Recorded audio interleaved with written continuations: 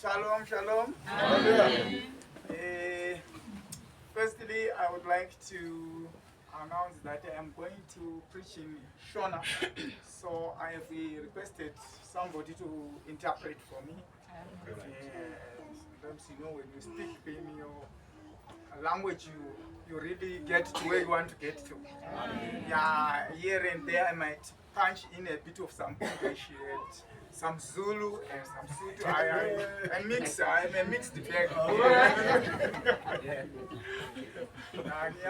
Was my language, I'm a nigga. South Africa. Yeah.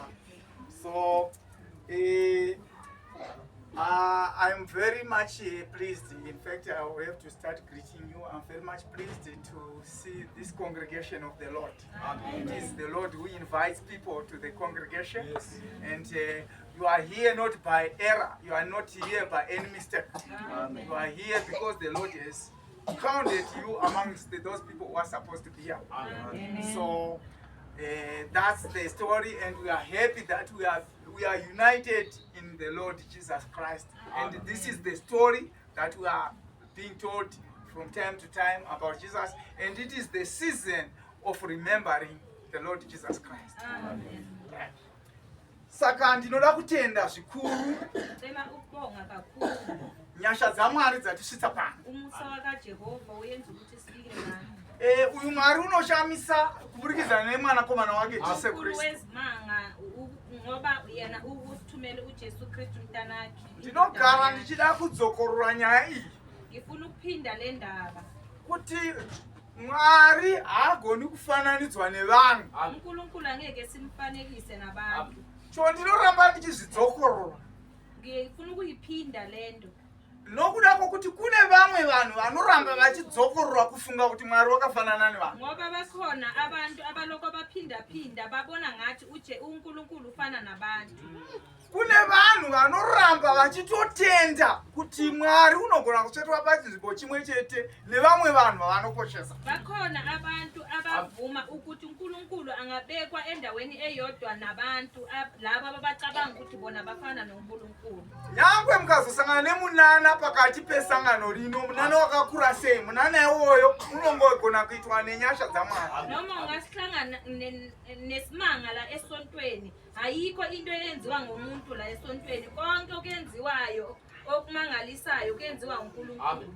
Paunozofunga iwe kuti uchiramba uchitodaro zvandiri kurambisa, iwe ukangozofamba woti vamashamba vakaoma.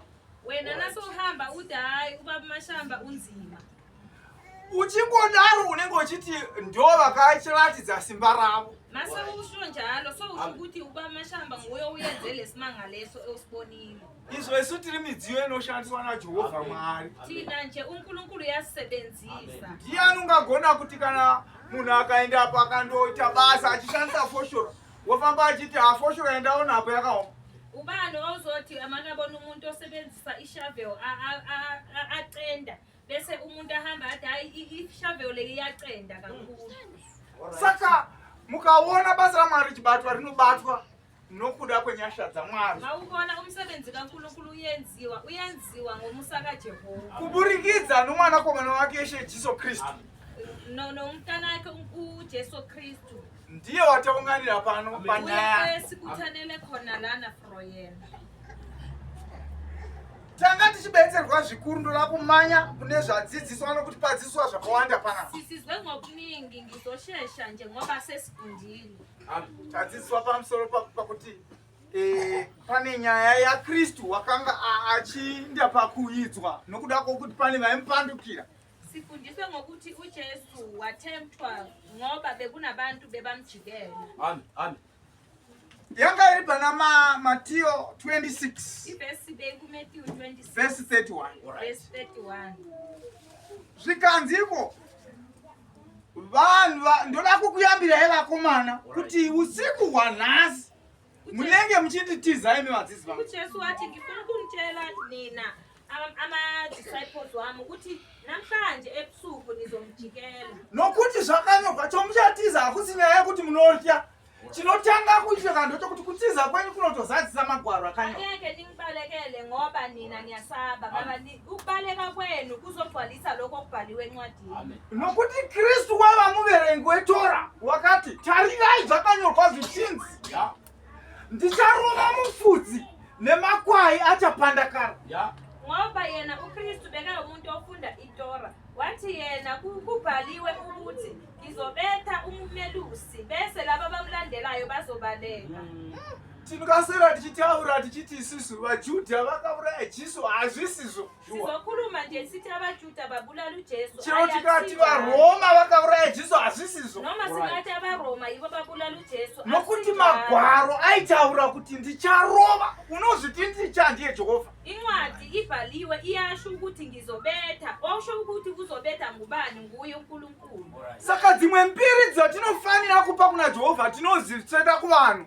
Okunye ukudumisa indumiso zethu ezinye asisibeki kuNkulunkulu sizibeka ebantwini. Ndosaka Jesu akati ari muGethsemane neGetsemane ukaenda murugwaro rwaJohani. Mawungaya kuJohani uJesu wathi aseGetsemane. Wakademonstrata simba. Wademonstrate amandla. Rokuti dai anga asingadi zvokusungwa nevakomana vaye vangadi vakatomukonewa. If bekangafuni vele ukuthi laba abantu bebambethelela bangambetheleli vele bekazokhona ukugenza. Nokuti wakavabvunza kanokwana rutatu zvikanzi munodani vakati Jesu weNazareta vose ndokubva vawa.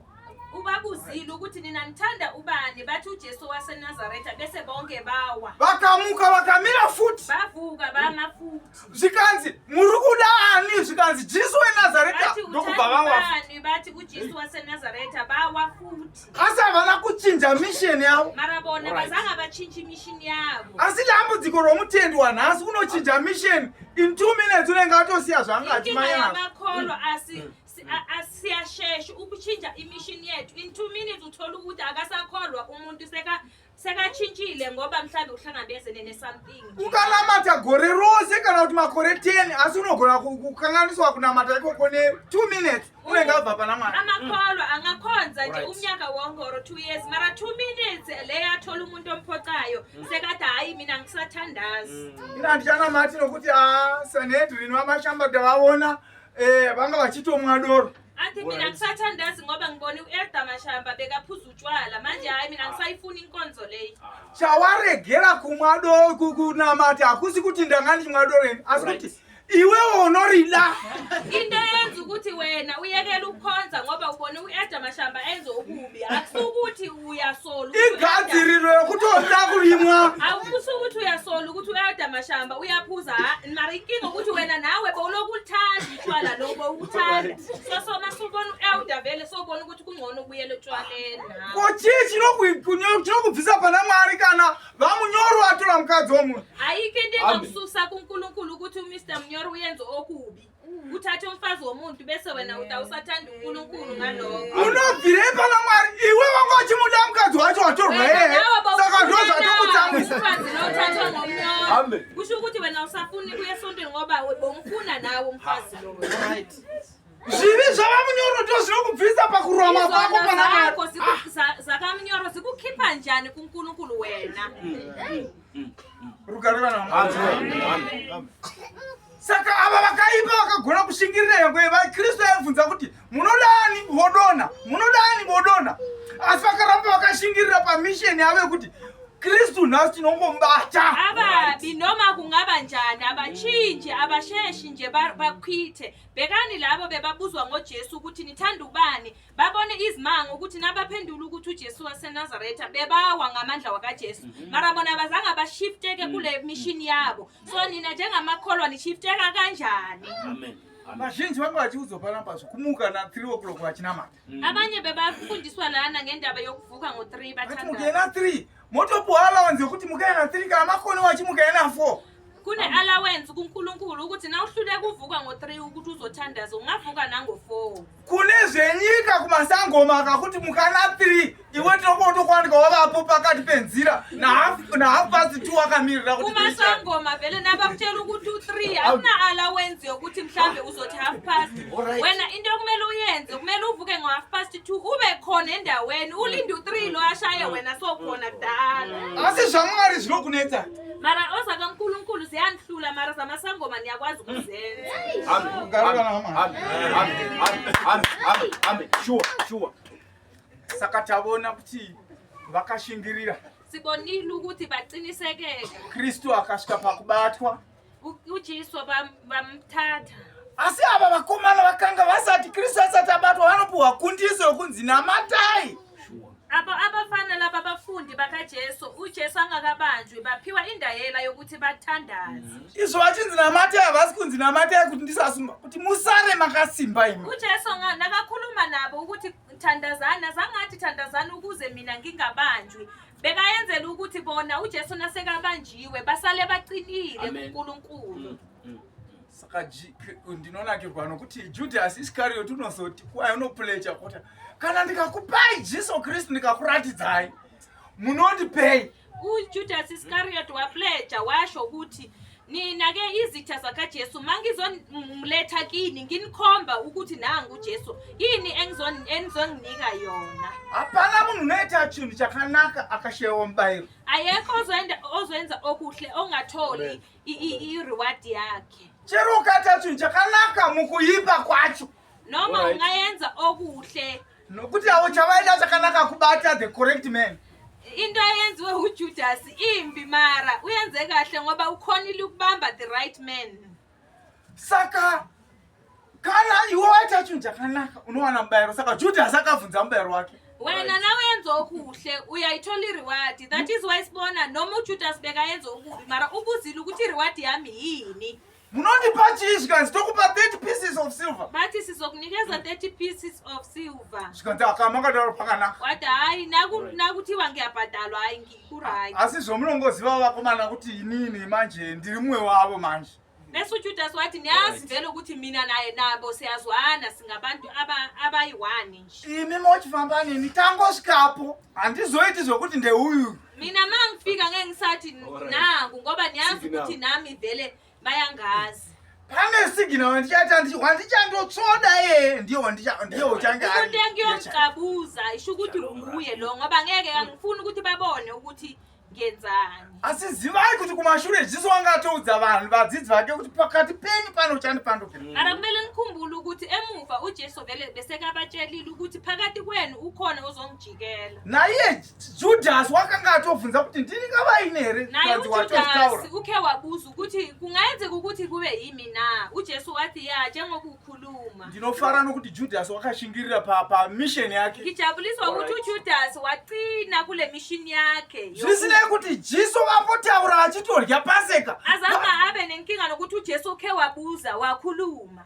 Pasika yatiarya mangwana haichinji dzimwe mission dzevamwe vanhu dzakashata.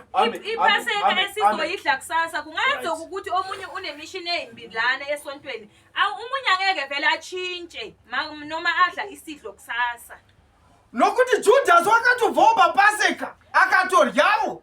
ngoba Asi uJudas akaenderera mberi nezano naye usuke kule Passover le efana nalesiyenza kusasa wadla naye isidlo noJesu mara zange ayekele imission yakhe eyokubi Amen. pane imwe shasha yatobva pano mumwe atobva kumba kwake akatopfimbwa nomurume womunhu kana kuti watopfimba mukadzi womunhu. Ukhona osuke endlini kwakhe bese washelwa ngendoda yomuntu. Akati haiwa bodo chirega ndichamboenda kuchechi, kana ndaenda kuchechi tozopfuurira nenyaya yedu. Bese yathi hayi ngisacela ukuthi ngiye esontweni, ngiyeke kancane ngiye esontweni mara mangibuya sesizoyicontinue nale ndaba yethu. Nyaya yakho andingagoni kushanda nayo nokuti ndinofanira kumbondorya Paseka. Indaba yakho angeke ngikhona ukuthi ngisichubekise manje ngoba ngisafuna ukuyodla isidlo esontweni, ngisaye esontweni kwamanje ngisaphuthuma. Azvingatishamisi nokuti mweya unoparata nawo wapedza kurya Paseka ndowaJudhasi. Angeke kusimangaze lokho mase sibona ukuthi uceda ukudla isidlo sekufanele sikuchinje ube umuntu omusha.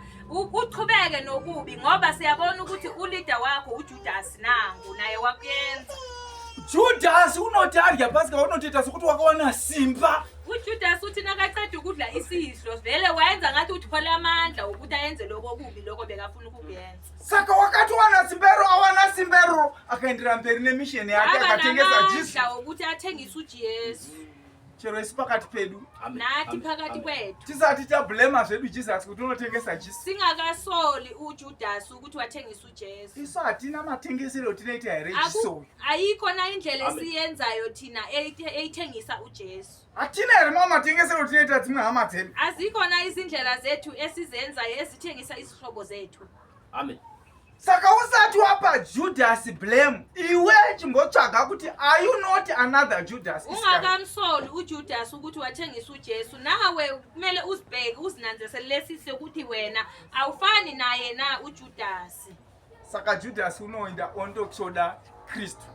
uJudas wacabuza uJesu. Chakandifadza chinotaridza kuti hakuna wakafanana na Jesu. Hakuna wakafanana naye. Hakuna wakafanana na Jesu. Hakuna wakafanana. Wakanaka. Wakanaka. Wakanaka Jesu. Hakuna wakanaka. Wakanaka. Wakanaka. Hakuna wakafanana naye. Fanana no Jesu. Akeko fanana naye. Fanana no Jesu. Akeko fanana naye. Fanana no Jesu. Akeko fanana naye.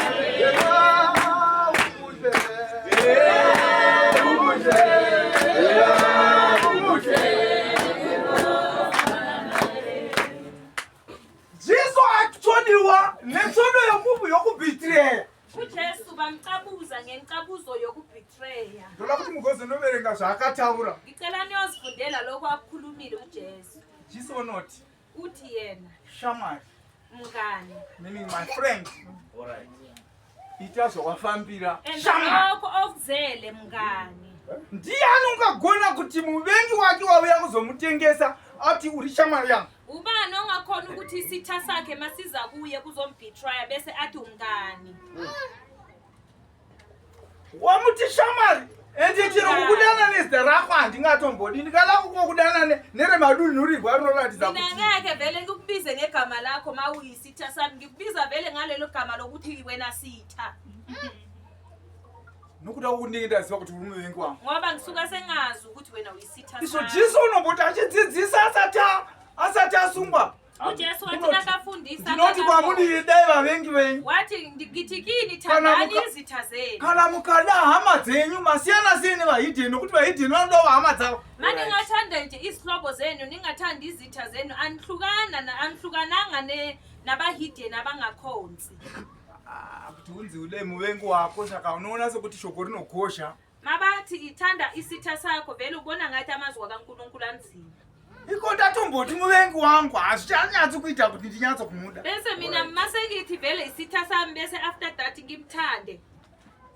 Asi Jesu wakademonstrata kuti zvandakanga ndichikudzidzisai zviya Mari uJesu wakenza lokho ndaiva ndisingangotauri chete. wathi mina benganifundisi kuphela. Ndinotozviita nokuti Judasi wanditengesa uye ndagara ndamuudza. ukukuyenza uJudas ungithengisile ende nginitshelile. Pandapa vanhu chirayiro ndichitoziva kuti ndiyo chanditengesa handina kumupa hafu yekapu. Ngesikhathi ngindlisa isidlo bengazi vele ukuthi nguye unomthengisa mara ngizange ngimnikeze i-half cup ngoba nezingwa zvakasiyana kazviya zvechirayiro zvimwe zvidoko zvimwe zvikuru nalesi singwa unleavened bread leza asifani mara uJudas azange anikezwe i-half ngoba uJesu uthi isitha sami. Saka ndokusafanana kwaJesu nesu vanhu vechikaranga. Yiko ukhombisa ukuthi thina noJesu asifani. Rugare na Mwari. Amen. Saka hapana zvemunhu wakafanana naJesu watakaunganira naye. noJesu. Ndiye wakati paCalvary aroverwa ava kutofa zvipikiri zvatoapo. Wathi yena nasebambethelele ngesikhathi sokuthi vele bese umoya wakhe besokumele uphume. Vamwe vachitomanya vachitotsvaga zvipikiri zvecorrect size nokuti vaiziva max. Abanye bagijima bafunana nama-nails we-correct size ngoba bebazi ukuthi ama-size lawa yiwo wazolingana kuye ezandleni zakhe or enyaweni zakhe. Jesu akatarira ari pamuchinjikwa. uJesu abhekile. Akabaona vachidaro akati baba varegerere vanhu avo nokuti havana chavanoziva. Wathi baba ngicela ubaxolele ngoba abazi lutho labantu. How can an adult person not know what he is doing? Kungenzeka kanjani ukuthi umuntu omdala angazi ukuthi when he is able to pick the correct size of a nail? And ngaleso sikhathi uyakwazi ukuthi yena athole isipikile esifunekayo, isize eright. Hallelujah. Masungano varegerere nokuti havana chavanoziva. Jesu wathi baxoleleni ngoba akabazi next labantu. Amen. Saka nyaya yaJesu inonditapirira zvokuti hey ndaba yakaJesu iyangichaza. Tinoda kuti asi chandakazofara manje into engijabulisile ndochokuti kana munhu asvika pakugozherwa nezvinhu zvinonetsa muupenyu hwake ukuthi umuntu nasekufike kunzimeni kuye haarashiri mweya wake kure nababa vake, akaphonsela umoya wake kude nobaba wakhe. Kristu wakazoti ava kufa manje ari pamuchinjikwa.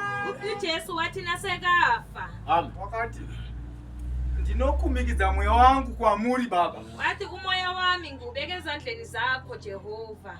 Vazhinji venyu munokumikidza mweya yenyu kun'anga kana marwara. Abaningi benu ninikeza imoya wenu ezangomeni nasenisekunzimeni.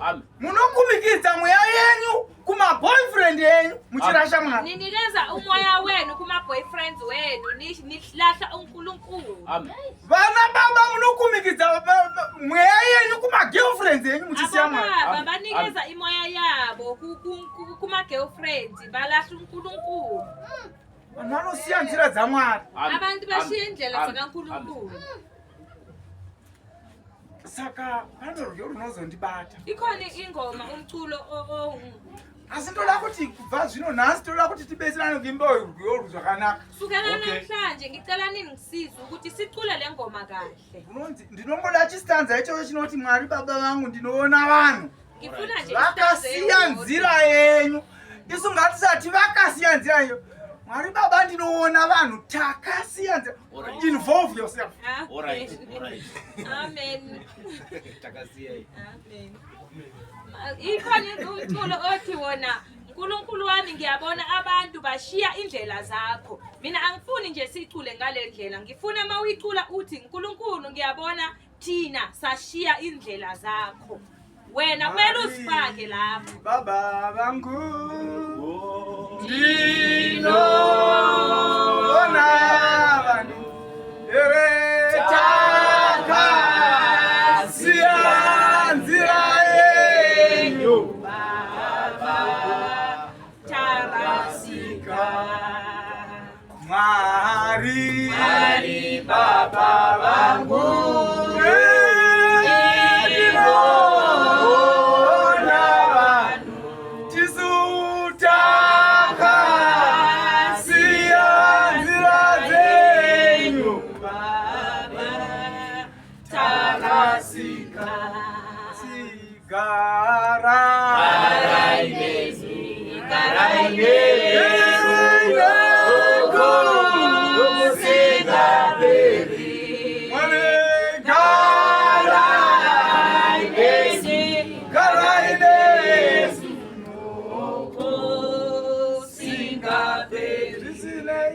zokuti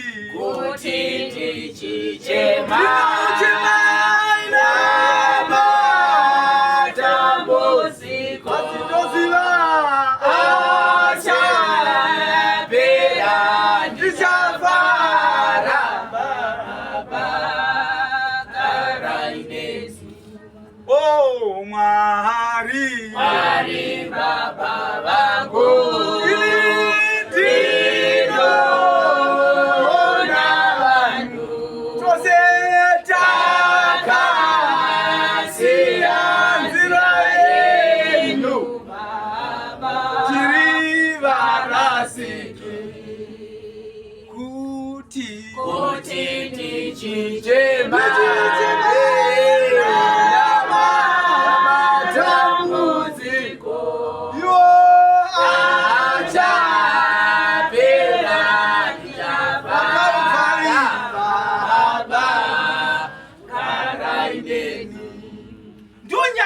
Kwaena rafa isitakaona matambudziko edu achisumudzwa paCalvary. Tose tinorashika takarashika panzira dzaMwari. Sonke silahlekile endleleni zakaNkulunkulu. Asi tinovavarira kuti dai Jehovha Mwari vaswede apedza Kana nesu. into esifiselayo ukuthi uNkulunkulu abuye kide asondele kide. Ndonyaya yakazoti uprofita nomurume wakanga achinzi Isaiah Kristu asati auya kuti ne800 years ahead of time. Amen. Iyo Akanyowa pana mapisa pana Isaiah 53. Tiverengererwa. Vaitaura nyaya yakanga ichiitika pamuchinjikwa. Bebakhuluma indaba yebeyenzeka lapha kubethelwa khona uJesu. Nyaya yaitika pamuchinjikwa yakanga yavonekwa mumweya naIsaiah. Indaba leyi beseyibonwe emoyeni ngoIsaiah. Iye akasararama kuona Kristu asi chiprofita chake chakararama kuti chitsaipa. Abone uJesu mara isiprofita sakhe saphila ukuze uJesu abuye. Tanga ineko ngataryeko. Tsala ngesisu. Isaiah 53 verse 1. Yeah. Ngubani owakholwa ngesikuzwileyo ingalo kaJehova yambulelwa ubani na. Verse 2. Ngokuba yakhula njengehumela phambi kwakhe nanjengempande emhlabathini owomileyo yayingenasimo nabuhle ukuba siyibuke yayingabukeki ukuba siyifune. Verse 3. Yayideleliwe yashiywa ngabantu umuntu wobuhlungu owazi ukugula yeyiswa injengositezelwa ubuso ngabantu ayisishiyanga into yalutho. Verse 4. Kepha yazithwala izifo zethu yabetshatha ubuhlungu bethu kodwa thina sathi ijezisiwe ishaywe nguNkulunkulu ihlushiwe. 5. Yebo yalinyazwa ngenxa yeziphambeko zethu yaxotshozwa ngobubi bethu isijeziso sasiphezu kwayo ukuba sibe nokuthula nangemivimbo yayo siphilisiwe thina. 6. Thina sonke sidukile njengezimvu yilowo nalowo uphendukele endleleni yakhe. uJehova wehlisela phezu kwayo ububi bethu sonke. 7. Yacindezelwa kepha noma yathontiswa ayivulanga umlomo wayo. Amen. Right. Yeah, ndonyaya yakachitaurwa iyoyo ndofunga vanonzwa chiZulu vaziwa kuti Nabalezwa isiZulu amhlonizile. inyaya iri kutaurwa zvaKristu zvikanzi kuti handei kushona tichingotsikira. Profita Isaiah 53. Yeah. Musoro weshoko kutambudzika kwomuranda waJehovha panzvimbo yedu. Musoro weshoko kutambudzika kwomuranda waJehovha panzvimbo yedu. Komntana kaNkulunkulu endaweni yethu. Vamwe vazhinji havagoni kuda vamwe vazhinji vanozviti varanda vaMwari asi havatambudzikiri vanhu. Abaningi basitshela ukuthi abantwana bakaNkulunkulu mara Hapana unotakurira mwe munhu mutoro. abakwazi ukuthi bathathele omunye umuntu inkinga yakhe bayithwale bona. Amen. Zvikanzi kuti Ndianiko wakatenda zvatakaparidzirwa? ndiani wakazvitenda zvatakaparidzirwa? Zvikanzi ani? Ruoko rwaJehovha rwakaratidzwa kunani? Nokuti wakamera pamberi pake sebukira nyoro. Somudzi unobuda pavhu rakaoma. Yes. Haane chimiro kana umambo kana tichimuona hakuna kunaka kuti timude. Wakazvidzwa nokurashwa navanhu. Jesu wakazvidzwa nokurashwa nevanhu. uJesu waphoxwa ngabantu baphinda bamlahla. Waenda kumchinjiko waifirwa mate wairobwa waigadzwa korona dzeminzwa. Bebambetha bebamthwalisa nje amanyeva. Zvinonzi kuti Munhu wokurwadziwa wakaziva urwere. wakarwadziwa akaziva kurwara. Wazwa ubuhlungu walwala. Iye Kristu achienda kuCalvary. Ngesikhathi aya eCalvary. Zvose zvichimuwira. Zvikanzi kuti So munhu unovanzirwa navanhu zviso zvavo wakazvidzwa nesu hatina kumukudza. hapana wakamukudza achienda paCalvary. Hapana. Akekho omphakamisile or omdumisile ngesikhathi ayobethelela. Vaituka vairuva Bebambetha. vachishora zvose zvavakanga vachiita. Bebamsola. Zvikanzi kuti Zvirokwazvo wakatakura matenda edu ndiye wakatakura kurwara kwedu Wathwala ukugula kwethu. nokusimudza kurwadziwa kwedu. nokusumudza kurwadziwa kwedu. Wathwala ukuhlukumezeka kwethu. Izvo ipapo panoda kuadhireswa nokuti vanhu vazhinji vanofunga kuti miviri yavo haifaniri kucharwara nokuti Jesu Kristu wakatakura matenda edu. Ukuyibamba ngoba abaningi bacabanga ukuthi akufanelanga basagula ngoba uJesu wathwala chaitirwadza panguva iyoyo zvakanga zviri zvivi zvedu. into beyisizwe sokuhlungu ngaleso sikhathi bekuyizono zethu. Zvivi zvakanga zvichitirwadza panguva iyoyo yokutanga izvi zvaifanira kuti tiinde pamuchinji kwaisu ndozvakatakurwa naKristu. Bekufanele ukuthi thina sibethelelwe ngezono zethu mara uJesu wathwala umthwalo wethu loyo. chotirwadza nhasi zvitsva zvatakatanga kukireta. Into yenza ukuthi manje sifile ipain sesenze ezinye izono.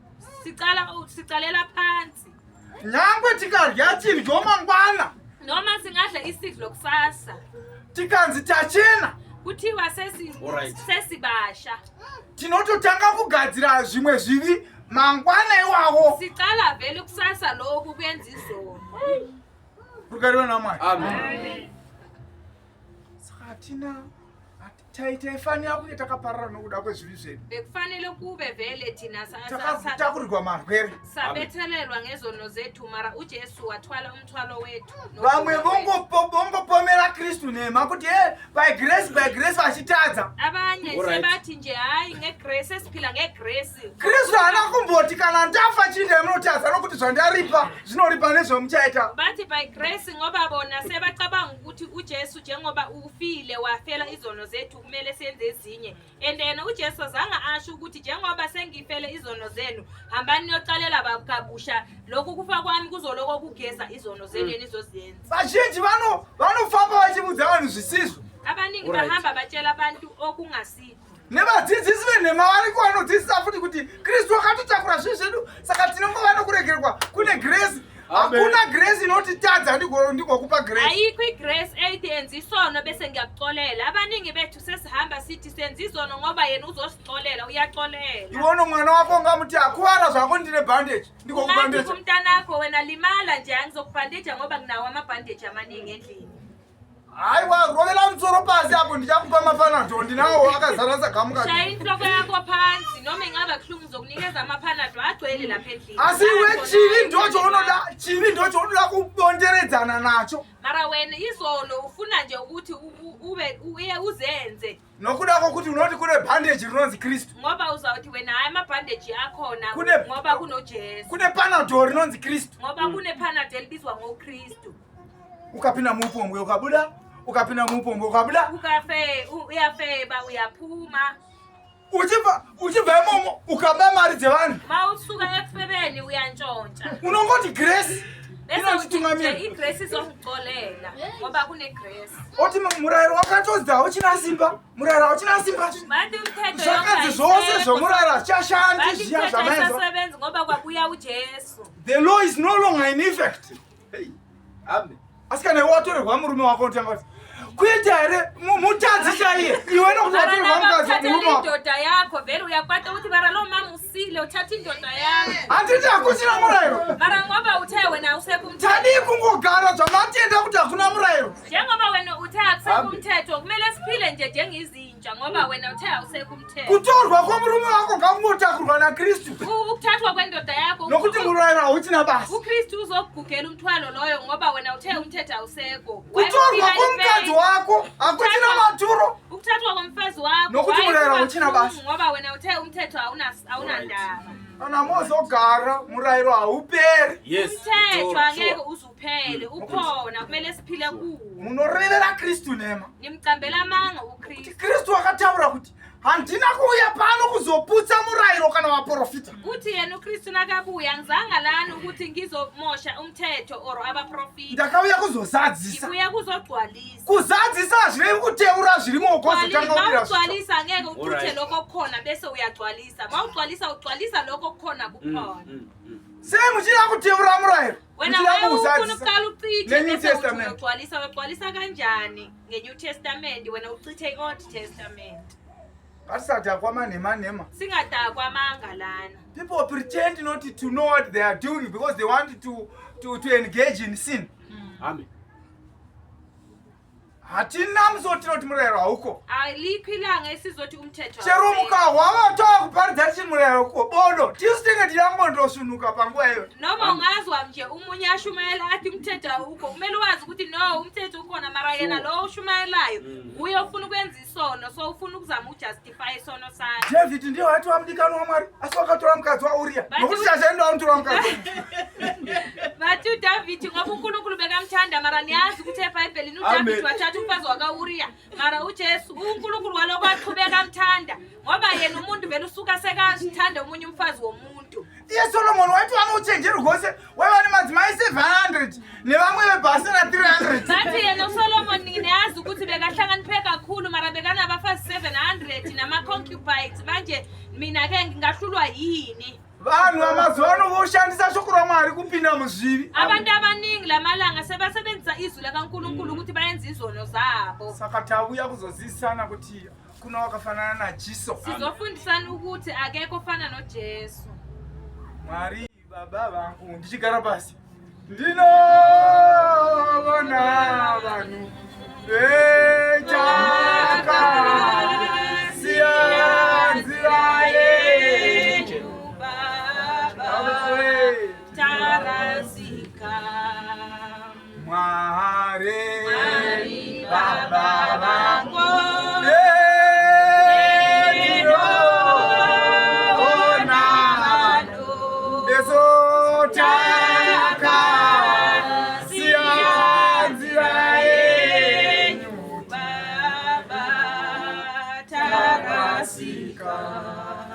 Amen. Hallelujah.